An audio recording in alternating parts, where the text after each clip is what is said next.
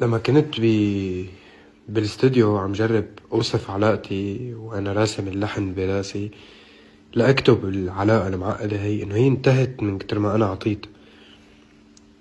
ف هيك ما بعرف شو خطر عبالي صورة الوردة يلي منسقيها. فمن كتر ما نحنا منسقيها بتقوم بتموت، إذا بتسقي الوردة كتير بيموت.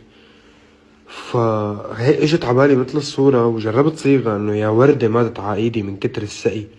كنت لاعب كذباتك مثل الطفل الشقي، كنت صليلك الليلة كالعبد التقي، وانت يا حور 200 بنار مثل انه معقول.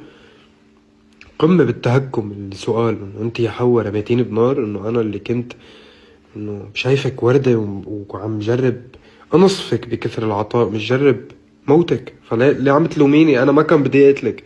فاللي هو بعلاقة ماتوا الطرفين، بس انت مش عارف انه انت قتلت الطرفين بالعلاقة قد ما عطيت فيها.